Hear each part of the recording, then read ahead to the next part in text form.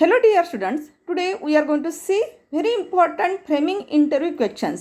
तुमच्या एक्झाममध्ये framing interview questions हा 4 मार्क्ससाठी आलेला असतो. तो कशा पद्धतीने सॉल्व करायचं की जेणेकरून आपल्याला 4 मार्क्स मिळू शकतात आणि मिळालाच पाहिजे. तर ते या ठिकाणी मी तुम्हाला कशा पद्धतीने लिहायचं या उत्तरासहित दिलेला आहे, ते तुम्ही वहीमध्ये नोंद करून घ्या आणि प्रॅक्टिस करा. Let us see which type of question here.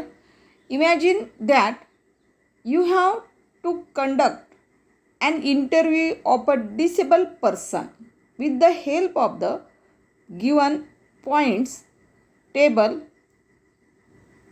draft questions associated with the personally. तर या ठिकाणी बघा काय सांगितलेले आहे. तुम्ही एका डिसेबल पर्सनची काय घेत आहे, इंटरव्ह्यू घेत आहात. डिसेबल पर्सन म्हणजेच कोणता पर्सन? अपंग, जो निराधार आहे, डिसेबल असणारा, याची तुम्ही मुलाखत घेणार आहे. त्याचबरोबर तुम्ही त्या इंटरव्ह्यू घेत असताना त्यांना कशा प्रकारचे प्रश्न विचारण्यात येणार आहे आणि प्रश्न विचारल्यानंतर कशा पद्धतीचं उत्तर परीक्षेमध्ये लिहायचं आहे. आपल्याला इमॅजिन करायचं आहे विद्यार्थी मित्रांनो, कारण इथे तुम्हाला मार्क्स असे अचीव करण्यासारखी गोष्ट आहे, पण तुम्ही विद्यार्थी मित्रांनो मार्क्स अचीव करत नाही आहे, प्रश्न नीट समजून घेत नाही आहे, त्यामुळे तुमचा इथे प्रॉब्लेम होत आहे.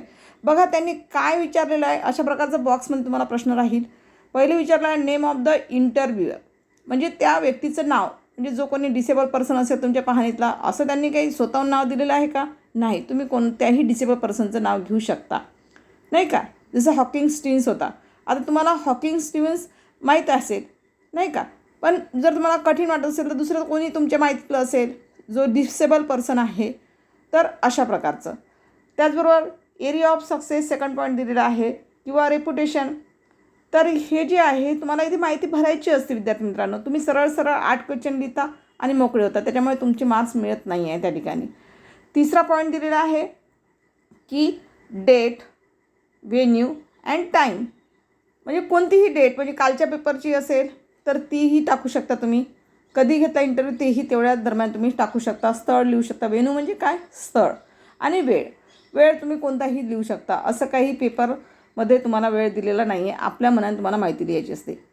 आणि आता इथे काय दिलं आहे प्रश्नामध्ये बघा, म्हणजे कोणत्या प्रकारचे प्रश्न त्या ठिकाणी विचारला जाईल, काय राहील, हे सगळे तुम्हाला 8 क्वेश्चन त्या ठिकाणी तुम्हाला लिहायचे असतात. तर कशा पद्धतीने तुम्ही लिहिणार, काय विचारणार, तर ही माहिती तुम्हाला त्या ठिकाणी घ्यायची असते. आता क्वेश्चन बेस कसे असतात. पहिला असतो अर्ली द स्ट्रगल, म्हणजेच अर्ली लाईफ किंवा स्ट्रगल, म्हणजे ज्याची तुम्ही मुलाखत घेता त्याचं लाईफ कसं गेलं तर ते विचारायचं. सेकंड प्रश्न दिलेला आहे त्या ठिकाणी हर्डल्स इन एज्युकेशन म्हणजे तुमच्या शिक्षणामध्ये कोणते अडथळे आलेत का, त्याबद्दल विचारायचं. फक्त प्रश्न लिहायचे आहे तुम्हाला इथे.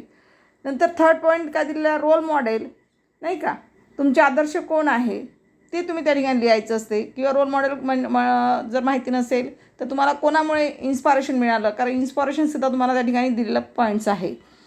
नेक्स्ट पॉईंट दिला आहे फॅमिली सपोर्ट, म्हणजे कौटुंबिक काही मदत झाली का तुम्हाला शिक्षणामध्ये वगैरे, का तुम्ही म्हणजे कशा पद्धतीनं तुमचं शिक्षण झालेलं आहे. आता आपण डिसेबल पर्सनची घेत आहोत, नाही का, ते आपण एक लक्षात ठेवायचं, कोण नावाविषयी आपल्याला लिहायचं आहे.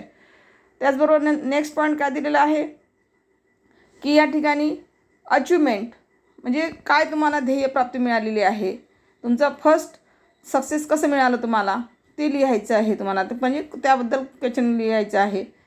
त्यानंतर नेक्स्ट तुमचा सिक्रेट प्लॅन काय आहे, सक्सेस प्लॅन काय आहे ते तुम्हाला लिहायचं आहे.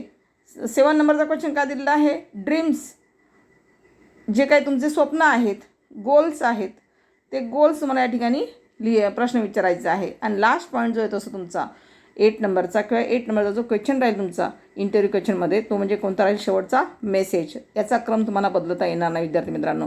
हे ज्या क्रमाने तुम्हाला दिलेलं आहे, ज्या सिक्वेन्समध्ये तुम्हाला विचारलेलं आहे, त्याच सिक्वेन्समध्ये तुम्हाला त्या ठिकाणी लिहावं लागेल.